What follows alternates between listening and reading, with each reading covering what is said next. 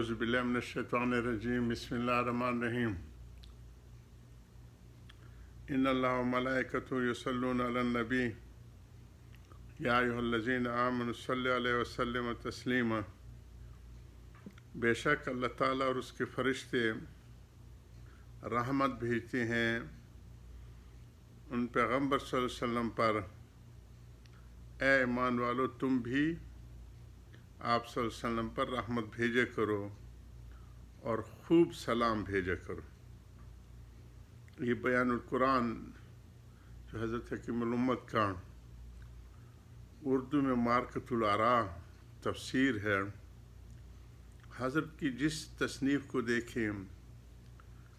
بس عقل دنگ رہ جاتی اور عشش آدمی کر اٹھتے ہیں۔ اتنی شاندار ان کی کتابیں ہیں، جیسے اب خطبات ہیں، ایک ایک صفحہ پر نور ہے اور دماغ و دل و قلب و روح کو منور کر دیتے ہیں۔ اس کی شرح فرما رہے ہیں کہ حق تعالی شانوں نے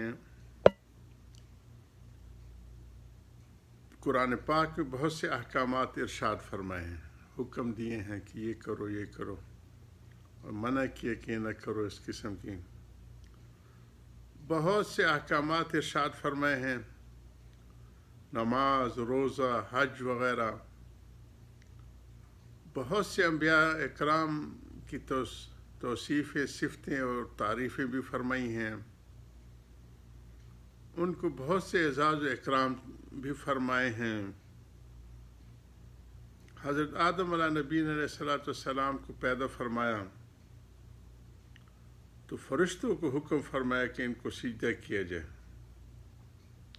لیکن کسی حکم یا کسی اعزاز و اکرام میں یہ نہیں فرمایا کہ میں بھی یہ کام کرتا ہوں تم بھی کرو۔ اور یہ اعزاز صرف سید الکونین فخر عالم صلی اللہ علیہ وسلم ہی کے لیے ہے کہ اللہ جل شانہ نے صلاۃ کی نسبت اولاً اپنی طرف، پھر اس کے بعد پاک فرشتوں کی طرف کرنے کے بعد مسلمانوں کو حکم فرمایا کہ اللہ اور اس کے فرشتے درود بھیجتے ہیں، اے مومنو تم بھی درود بھیجو۔ اس سے بڑھ کر اور کیا فضیلت ہوگی کہ اس میں اللہ اور اس کے فرشتوں کے ساتھ مومنین کی شرکت ہے۔ پھر عربی دان حضرات جانتے ہیں، جو عربی کی گہرائی اور ادب اور اس کے صرف و نحو اور ان کی کلیات سے واقف ہوں، ان کو عربی دان کہا جانا ہے کہ آیت کریمہ کو لفظ ان اللہ سے شروع ہے نا کے ساتھ شروع فرمایا، جو نہایت تاکید پر دلالت کرتے ہیں، اور صیغہ مضارع کے ساتھ فرمائے جو استمرار اور دوام پر دلالت کرتے ہیں۔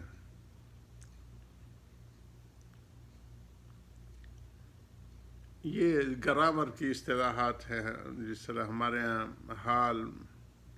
ماضی، مستقبل ہوتے، اسی طرح عربی میں مضارع جو ہے وہ استعمال ہوتے کہ ہمیشگی کے، یعنی یہ قطعی چیز ہے کہ اللہ اور اس کے فرشتے ہمیشہ درود بھیجتے رہتے ہیں نبی پر صلی اللہ علیہ وسلم پر۔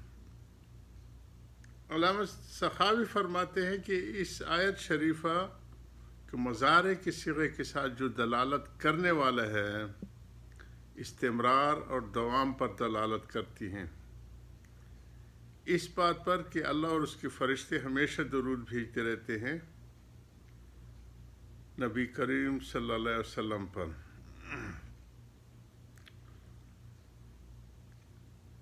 یہ مکہ بھی شان والا اور مدینہ بھی شان والا، مکہ حضور صلی اللہ علیہ وسلم کی مولد تشریف آوری کے مقام ہے، اور آج دوسرا دن ہے، ربیع الاول بھی شروع ہو گیا پاکستان میں، آج پہلی تاریخ کا اعلان ہے، ہمارے ہاں خلیجی ممالک میں دوسری ہے، اور حضور صلی اللہ علیہ وسلم کی تشریف آوری کا مقام ہے جہاں سے ہم یہ مجلس کر رہے ہیں۔ تو حضور صلی اللہ علیہ وسلم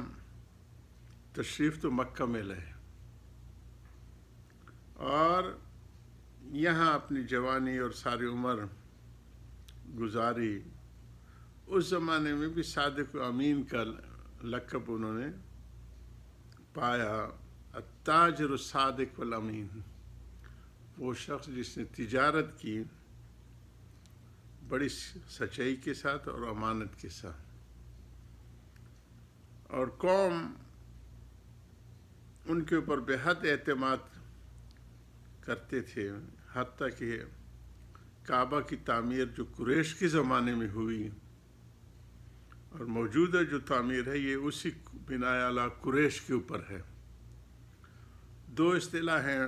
ہیں اسی سلسلے میں، بناء علی قواعد ابراہیم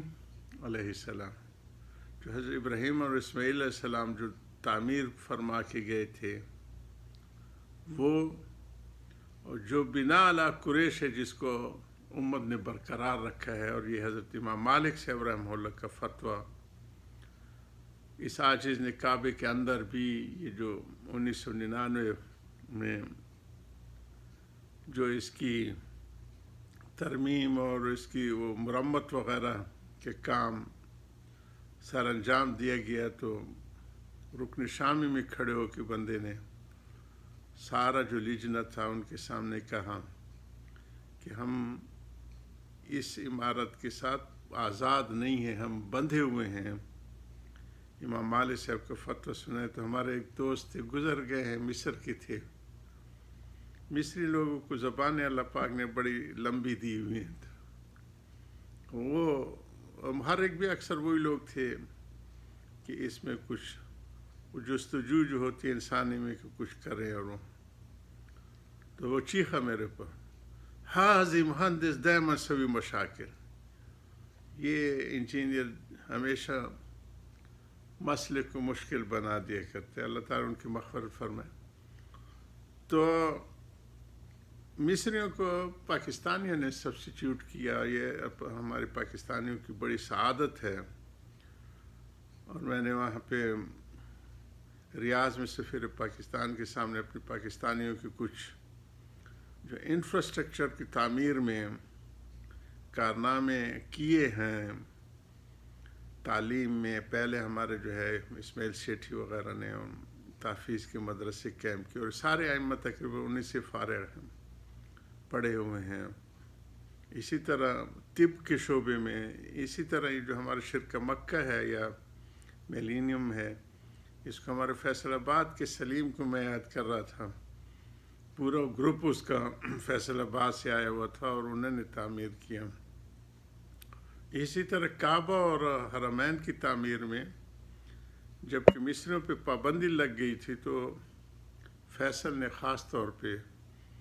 ایسوسیٹ کنسلٹنٹ ہمارے اے سی ای کو بلوایا گیا تھا، اور ان کی اب تک شاندار کارکردگی شامل رہی۔ تو بہت سی چیزیں ہم نے مصریوں کی ڈیزائن میں تبدیلیاں کیں۔ یہ ڈبل دروازے اس زمانے میں بندے نے 6 مہینے تک اس پروجیکٹ کو روک کے رکھا۔ پہلے جو ہوتا تھا مثلا بعد ندوہ سے اوپر والی منزل کے لوگ بھی سیڑھیوں سے اتر کے وہ نیچے والا ایک دروازہ ہوتا اس کے اوپر، تو وہ ازدحام بڑھ جاتا تھا، تو میں نے روکا کہ نہیں، اوپر والوں کے لیے علیحدہ سیڑھی ہو۔ چونکہ ڈیزائن مصر سے ہو کے آیا تھا، وہ پھر دوبارہ گیا وہاں، ان کے آرکیٹیکٹ تھے اسماعیل، تو وہ پھر چینج ہو کے آیا کہ بات تو ٹھیک ہی جائے۔ اس طرح انہوں نے پریئر ہال اور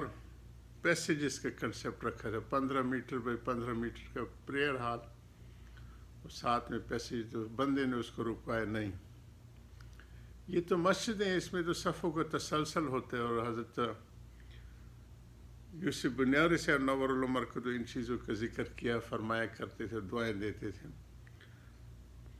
تو حضور صلی اللہ علیہ وسلم کی آمد تو ہمارے لیے بہت شرف کی یہ ہے. اللہ تعالیٰ یا رب صلی اللہ علیہ وسلم دائما ابدا اللہ حبیبی کا خیر خلق کلہم.